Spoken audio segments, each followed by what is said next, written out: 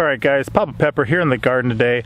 As I was preparing for winter, I was doing things like taking some of my tamarillo plants and I was lifting them up and I was putting them in pots and bringing them into my bathroom. They're in my bathroom right now. You guys can check out a video on that if you want.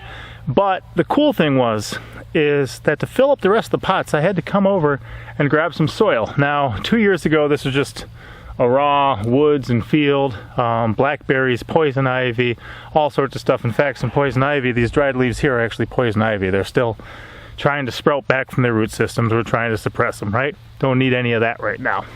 But the cool thing is that as I was building up these raised beds, I did a number of things, and I was super impressed with the soil because I had to dig into the soil to fill up my buckets, and I would reach in, and I mean, it was just fluffy, it was beautiful, it was rich, it was dark, it was just amazing. I mean, this hasn't been touched in a while now.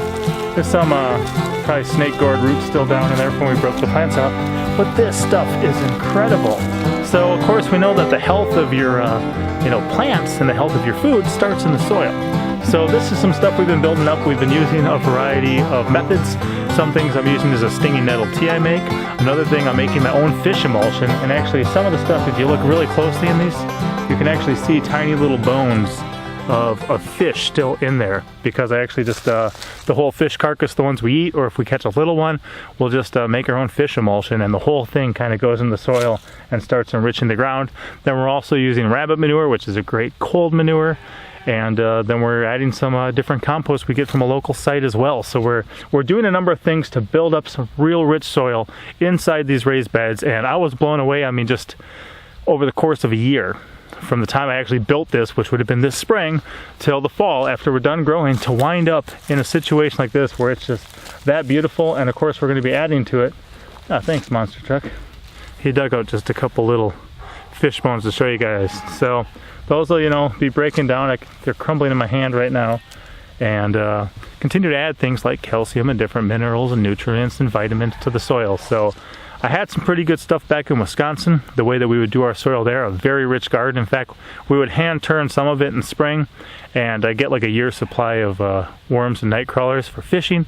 Here, I'm just not really going to be disturbing the soil much. I'm going to let it build up, let it do its thing, continue making it deeper, and then of course protecting it for the winter too, and get it ready to go. So I've got a ways to go to get this whole thing ready for the winter, and then I'm also going to be working throughout the entire winter to build up more raised beds and more gardening areas, so that in the spring I am so ready to go, which is going to be excellent. I'm so looking forward to it. It's sad to see the season come to an end and reach the end of your harvest, but to have that next season to look forward to and to work towards. Some of the compost I'm actually adding to these beds before I cover them is not fully broken down as much as I would normally, but since I've got these winter months for it to sit here and decompose and break down and enrich the soil, we're excited, we're adding it, we're covering it, we're letting it go, and can't wait for the next season. So anyway, just really impressed with the soil. If you guys, garden, seriously, look into soil, look into what it takes to make good soil, look into what you need, and remember that, whatever you put in the soil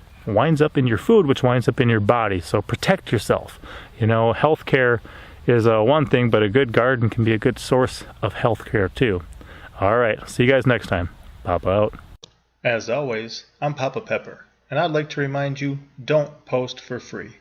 If you'd like to be part of a revolution in social media, an economic power to the people where users can actually blog for cryptocurrency, then I'd recommend that you check out steemit.com and join the revolution. Papa out.